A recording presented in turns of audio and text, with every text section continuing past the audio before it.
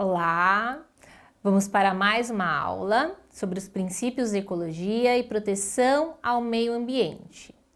E hoje nós vamos falar sobre o clima e o aquecimento global. Os tópicos a serem abordados serão tempo e clima, tipos climáticos, fatores geográficos do clima, efeito estufa e aquecimento global e turismo. Ao término desta aula, você deverá ser capaz de conhecer os conceitos de tempo e clima, conhecer os tipos climáticos, conhecer os fatores geográficos do clima, conhecer o efeito estufa e o aquecimento global e suas consequências no turismo. Vamos lá? Começando a falar sobre tempo e clima. Quando eu penso e lembro da nossa atmosfera, eu estou falando sobre tempo e clima, assim como quando eu uno a atmosfera com o nosso relevo, com a nossa litosfera e com a nossa hidrosfera.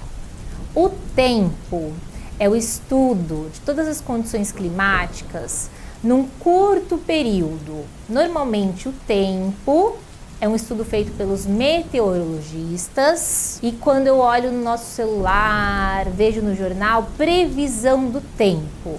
Eu estou falando de um período de 1, 2, 3 dias, no máximo 10 dias. Inclusive, quando eu faço uma previsão de 1, 2 dias, pode dar certo a minha previsão do tempo.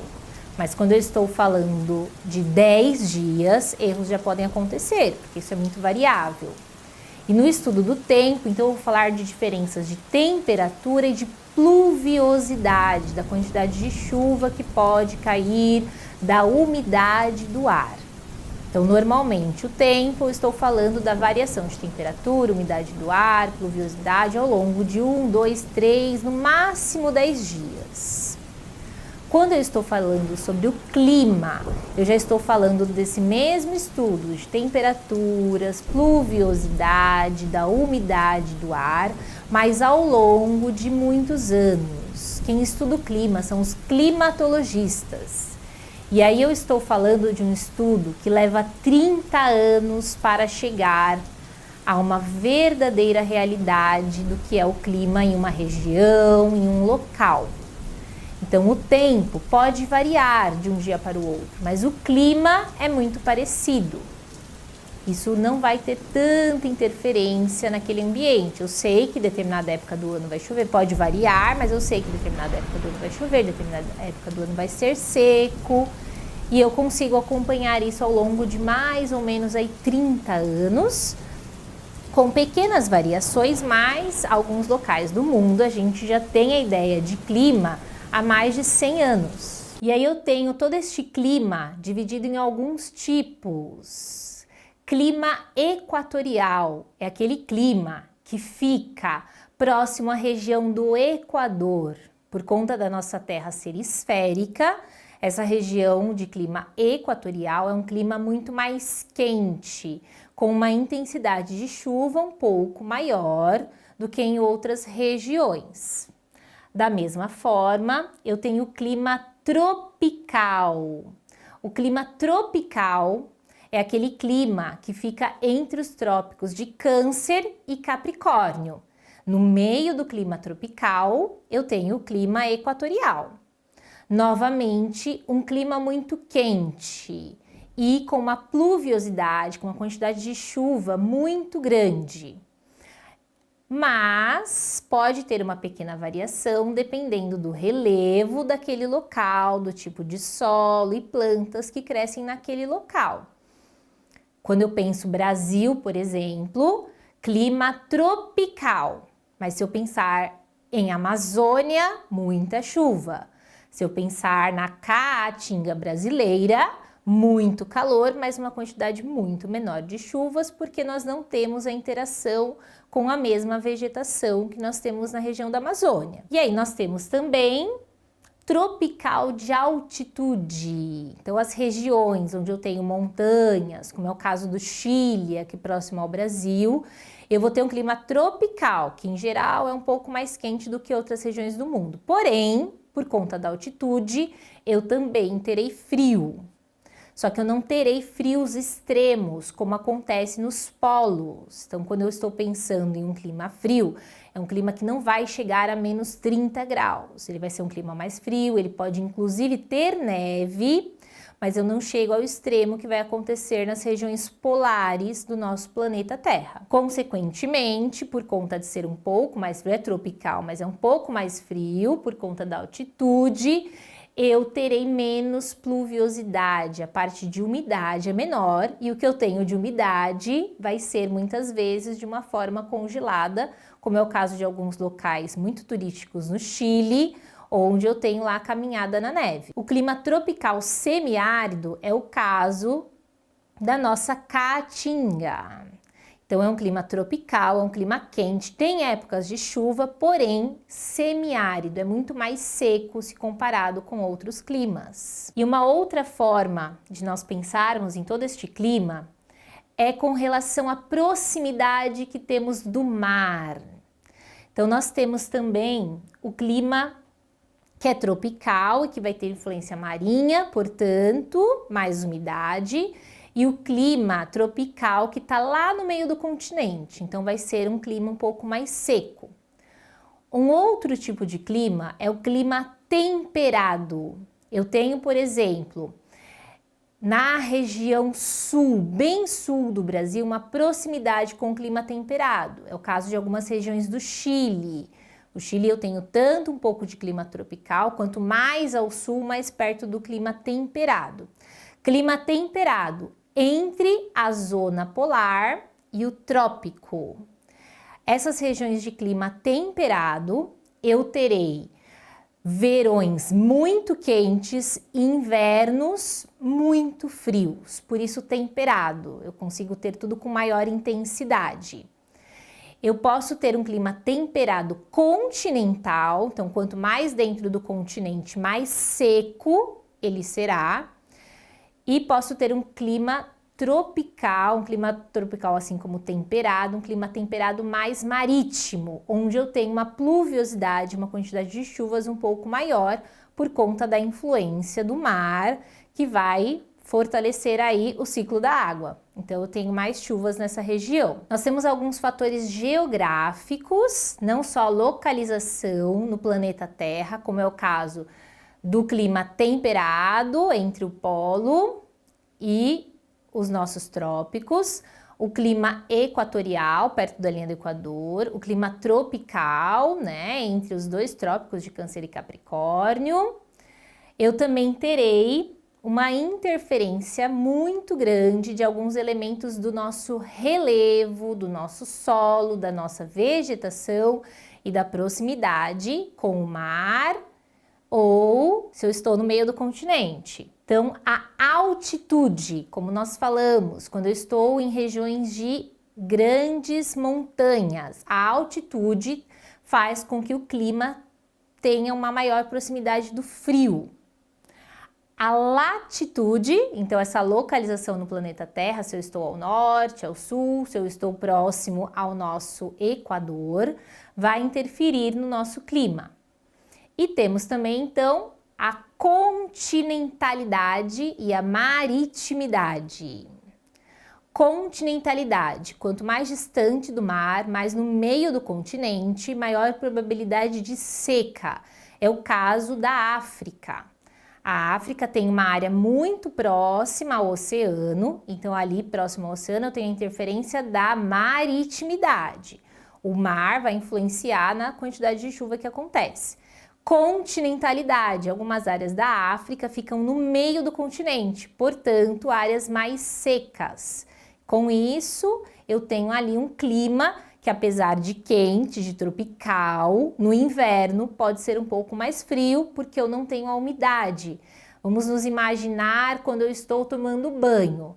O chuveiro, né, faz com que toda a água que saiu do chuveiro fique ali, né, na forma de pequenas gotículas no nosso ar, a gente não enxerga, mas ela está ali no ar. Quando eu termino o banho, o banheiro ainda está quente. Então isso é o que acontece com o fenômeno da maritimidade. Quando eu vou para a praia, por exemplo, mesmo à noite, o sol já se pôs, eu sinto muito calor, porque todo o ar úmido daquela região faça com que eu tenha calor naquela região. As gotículas de água que estão no ar vão promover essa temperatura quente que vai continuar ao longo de várias horas, de vários dias. Ao mesmo tempo, se eu for para uma região que vai sofrer a influência da continentalidade, como é o caso de alguns locais dos Estados Unidos e da Europa, que são muito distantes do mar, eu terei amanhã muito calor, o sol, eu tenho calor muito grande naquele horário que o sol está presente. À noite, temperaturas muito frias, sem sol, todo o ar seco, muito frio. É o caso que acontece nas regiões de seca, nas regiões desérticas. Outro fator muito importante são as correntes marítimas. A gente muitas vezes não pensa nisso e não percebe, mas a corrente marítima, a água do mar que está vindo lá da Antártida, vai em algum momento, pode chegar em regiões tropicais. Essa água evaporando pode causar chuvas um pouco mais frias, com uma mudança de temperatura muito grande. Então, a corrente marítima circulando por todo o nosso planeta também vai ter muita influência no clima. Isso é cíclico, isso vai acontecer de tempos e tempos, varia ao redor dos meses, varia também de anos em anos. Agora é a vez de vocês. Vamos treinar, vamos ver o que vocês aprenderam até este momento? Então, em qual das alternativas você viu apenas fatores climáticos, aqueles que contribuem para determinar as condições climáticas de uma região do globo? A altitude, influência das montanhas, a maritimidade, influência da umidade vinda do mar, e a latitude, a localização daquela região no nosso planeta. Mais próximo aos polos, mais próximo ao Equador ou aos nossos círculos polares, aos nossos trópicos de Câncer e Capricórnio, dependendo da localização, da sua latitude, eu terei uma influência aí como clima mesmo, sem nenhuma interferência do ser humano, neste caso. Tanto a altitude, a maritimidade e a latitude não têm interferência nenhuma humana, são somente fatores naturais e climáticos daquele ambiente. Efeito estufa e aquecimento global. Sem efeito estufa, nós não estaríamos aqui. Nós pensamos no efeito estufa e muitas vezes pensamos numa coisa ruim, mas não é. O efeito estufa é essencial para a vida no planeta Terra. Sem o efeito estufa, sem a nossa atmosfera, todos os seus gases, toda a umidade existente na nossa atmosfera, nós não conseguiríamos sobreviver pelo calor. Imaginem o sol batendo em nós sem essa proteção da atmosfera. Da mesma forma, nas noites, nós morreríamos congelados de tanto frio, sem a influência do sol. Então, toda a atmosfera nos permite o efeito estufa e nos permite que exista vida, assim como gases, né, oxigênio, que vai nos proporcionar a vida, a nossa respiração, assim como de todos os seres vivos. Então, o efeito estufa é algo natural, é uma coisa natural e necessária para que exista a biosfera, a vida de todos os seres vivos e de todos os seres humanos. Porém, nós temos um problema que vem ocorrendo ao longo dos últimos anos, que é o aquecimento global. Efeito estufa, algo natural. Mas o ser humano, com todas as suas indústrias, o seu uso aí dos veículos, emitindo muitos gases poluentes, o desmatamento, porque as plantas fazem a evapotranspiração, e a evapotranspiração auxilia no nosso efeito estufa e na nossa atmosfera. Com o desmatamento, a emissão de gases poluentes, esse efeito estufa, que é algo natural, sofre com uma piora nas suas temperaturas. E isso é o que vem sendo estudado há muito tempo já e que é chamado de aquecimento global. Nós temos temperaturas indo além do que era normal quando começou-se a estudar o clima no planeta Terra. É importante pensarmos que isso ainda está sendo estudado, é algo que é cíclico, desde muito antes aí de toda a colonização do nosso país, com as primeiras populações indígenas nos mais variados países, já era observado pequenas mudanças no clima de tempos em tempos. E como que o aquecimento global afeta o turismo? Imaginem que em locais onde todos os turistas vão para curtir o gelo, vamos para uma viagem ao Chile para curtir o gelo, conhecer um pouquinho da neve e chega lá, não temos neve naquele ano porque teve um ano de um calor muito grande que ultrapassou o normal e o mais conhecido na região. Da mesma forma, vamos um dia para a praia e de repente naquela semana só chuva. É uma época do ano conhecida por muito calor, chuva só no final do dia, o resto do dia de sol puro. E de repente chegamos na região e eu tenho somente chuva e muito frio em janeiro. E isso pode ser uma influência do aquecimento global. Ainda está sendo estudado, está sendo observado, mas pode ser uma influência do aquecimento global e vai interferir muito no nosso turismo. O turista, sabendo disso, pode desmarcar a sua viagem e não aproveitar aquele ambiente como deveria ser. Da mesma forma, eu também vou ter influência nas matas, locais onde eu tenho um crescimento de várias plantas com menos chuva, períodos de muita seca, por exemplo, incomuns, que deveria ter muita chuva, eu também posso afetar o turismo em áreas onde eu tinha uma vegetação e de repente aquela vegetação está secando e eu não tenho mais. Um outro exemplo que ficou muito conhecido em 2020, Austrália, um local super conhecido para turismo, visitar a Grande Barreira de Corais. Um local onde anualmente acontecem as queimadas naturais. Porém, em 2020, pela influência do ser humano, todo o desmatamento excedeu o que deveria ser, a queimada ultrapassou todos os limites e de repente a Austrália ficou parada, fechada durante 4, 5 meses. Então todos os turistas não puderam visitar o local, assim como toda a população da Austrália sofreu e não conseguiu nem sobreviver, teve que fugir do ambiente por conta de queimadas que ultrapassaram todos os limites.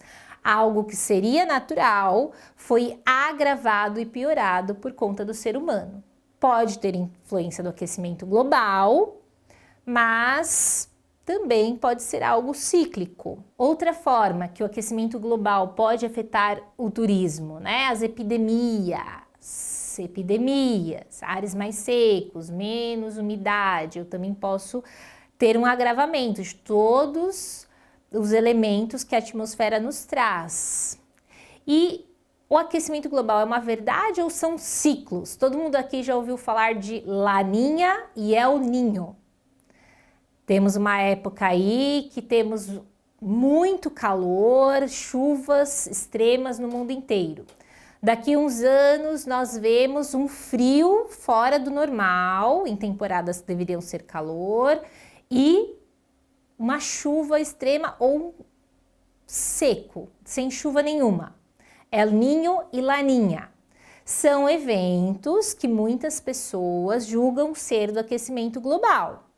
Porém, várias populações antigas, inclusive indígenas, já olhavam, observavam isso e percebiam que a cada 5, 10 anos existia uma mudança nos climas das regiões. Inclusive o nome El Niño recebeu este nome, pois acontecia sempre em dezembro. Foi um estudo feito por populações da América Latina e que deram este nome de El Niño porque sempre em dezembro acontecia um fenômeno diferente do que era normal. A cada 5 anos acontecia um evento diferente. Por isso que o aquecimento global ainda está sendo estudado. Nosso clima, como falamos, ele é estudado ao longo de 30 anos. Já faz muito mais tempo que ele é estudado. Mas a cada 30 anos ele sofre novos estudos. E esses estudos levam a pensar sobre, de fato, o aquecimento global. Pode realmente estar acontecendo? Tem interferência do ser humano? Nós já temos algumas comprovações, como, por exemplo, a chuva ácida, que aí realmente tem interferência do ser humano. Emissão de gases poluentes, a primeira chuva que cai traz dali daqueles gases, as gotinhas vêm com elementos químicos dos gases poluentes. Porém, aquecimento global, será que nós, seres humanos, somos capazes de alterar tanto o nosso planeta Terra? E de que forma, se somos, de que formas podemos cuidar disso? O caso das nossas matas, a gente pode, de repente, não influenciar no aquecimento total do planeta, mas desmatamento total da Mata Atlântica. Massa equatorial continental, chuvas que chegam à cidade de São Paulo vindas da Mata Atlântica, porque eu tenho muitos rios, muitas plantas, evapotranspiração de todas essas plantas e uma massa de ar extremamente úmida e quente chega à cidade de São Paulo e a outros locais da nossa região sudeste, consequentemente auxiliando no plantio de várias coisas na região sudeste. Se eu desmato totalmente a Mata Atlântica, eu posso influenciar sim em algumas questões climáticas. Então, temos no clima ciclos que acontecem, que podem acontecer, El Niño e Laninha, já comprovado que são cíclicos, porém podem ser agravados pelo ser humano ao longo aí de alguns anos. Então não podemos descuidar do nosso ambiente, temos que cuidar do nosso solo, temos que cuidar da nossa vegetação, para que, se ocorrer alguma mudança, seja uma forma leve e que nós consigamos reverter de alguma forma todas essas mudanças. Aqui nós temos dicas para que você saiba mais. Dica de leitura, geografia aplicada e uma dica de vídeo, um documentário, uma verdade inconveniente. Vamos ler para conhecer um pouco mais. Muito obrigada, bons estudos, até a próxima aula.